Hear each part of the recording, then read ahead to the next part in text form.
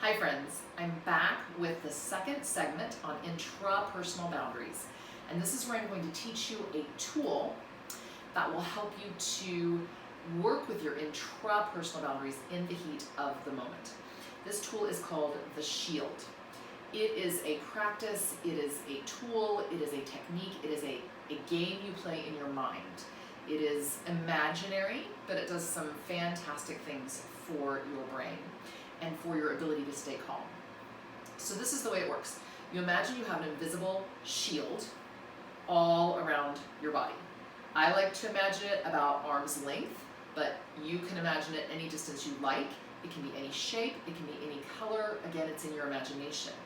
You can pull it in and move it out. You can work with it. This shield is semi-permeable. You can let in what you like and keep out what you like. It represents your intrapersonal boundary for soaking in the emotions of others. The way it works is when you're with someone who is highly emotional, as they are speaking, as they are expressing themselves, we tend to react. Those mirror neurons. We tend to get defensive or respond or feel sadness or whatever it is, and that can immobilize us. So as you notice them getting more emotional, you imagine your shield is between you and that person, and as you're listening, you assign shape and color to their emotion. So if it's like a snarky comment, I might assign that as a black arrow. And as they're talking, I am listening, but I'm also imagining that emotion coming at me in the shape of a black arrow. And I see it hit my shield, and I see it fall away and dissipate. Now you don't deflect it back at the person, because that's mean. And it also lights up a different part of the brain in the stress response. That's fighting, that's attacking. We don't want to light that up. We want to stay firmly planted in our own prefrontal cortex so we can be calm. So you see it hit the shield, you see it fall away. Maybe they're so angry they're yelling at you. I might envision that as fire and see that fire coming at me as I'm listening, see it hit my shield and fall away. Maybe they're so deeply sad, they're incredibly heartbroken, devastated. I might see that as a blue tidal wave washing over my shield, falling away. So that's the technique. Here's why it works. First, playing this game, utilizing this tool, this technique is really hard work. And I encourage you to practice it first when you're not in a highly emotional situation. Get used to it, get used to the way it works so your brain knows those pathways when you are in an emotional situation.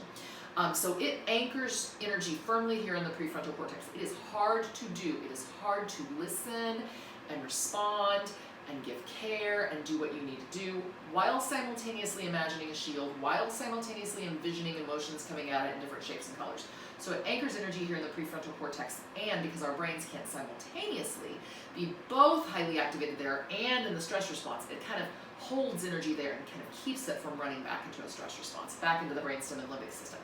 So it anchors energy in the prefrontal cortex. Second thing it does is it reminds you of your intrapersonal boundary. Everything inside the shield is yours, your business, yours to deal with. Everything outside the shield is not your business to deal with.